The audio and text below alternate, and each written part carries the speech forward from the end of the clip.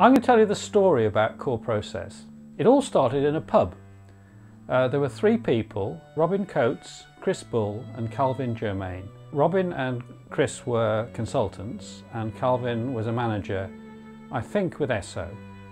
And they were talking about the fact that a business to be successful had to focus on its core mission, which all sounds very sort of esoteric until they sort of veered off and started to ask the question, I wonder, does this work for a person? Is it possible to conceive of a person having a core mission? Well, clearly they didn't know, but they thought it was worth having a test. So they started to think about it. I wasn't involved at the beginning, so I don't know how that first testing process started, but a few years later, Chris Bull was working in ICI and he ran a whole series of courses in which there was a process in the middle called Core Process, which was about helping people identify their personal mission, which you got at by looking back at times of your life when you'd been at your most happy and most fulfilled and most alive. And this was an incredibly powerful process when it was combined with some life planning and also a lot of emotional support in the workshop. In the courses rather. As a result of these courses, an eighth of the people that went on the programme left the organisation or changed jobs within 6 months.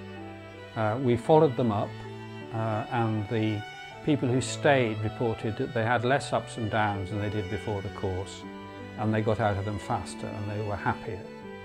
So they were able to use who they really were inside their existing jobs. They didn't actually have to change. So this was a pretty useful tool, and I used it in my role as an internal organisation development consultant with ICI in the South for a few years to help managers who were feeling fed up, miserable, looking for a career direction, looking to think how they could get the best out of their people. Because your core process is a guide to your leadership style. There isn't just one way of leading. There's one way for a particular person to lead, which reflects their core process. So this was how it stayed for quite a while as just a tool I used until about 7 years ago, when I met a guy called Tom Evans inside Academy, which is a networking organisation, and was talking about Core Process, and he was getting quite excited about it. And we did his, and his Core Process turned out to be breathing life. And he said, I'd like to breathe life into Core Process. So we started to work together, and in the end, quite a number of people were done inside Academy. It sort of spread like a virus, really. And people were enthusiastic. It was helping them think about their business, which direction they wanted to take it in, which way they wanted to take themselves in, how they could handle critical relationships. All sorts of useful things came out of it. That's what I call Core Process 1, and that's continued.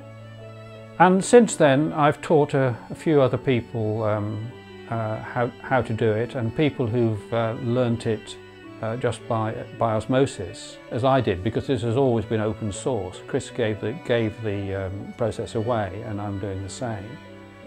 And last I heard was that just a few days ago that there's a guy I taught who's based in Hong Kong who's been doing Core Process in Kyrgyzstan and Outer Mongolia, and actually doing it in a language which he doesn't understand, and it's still working. So we think that this process is probably universal, and it's a universal way of people discovering the best of themselves and being able to deliver it. And that's why I'm excited about it, and that's why I'm really glad you're at going to be coming to the conference to find out more. Thank you.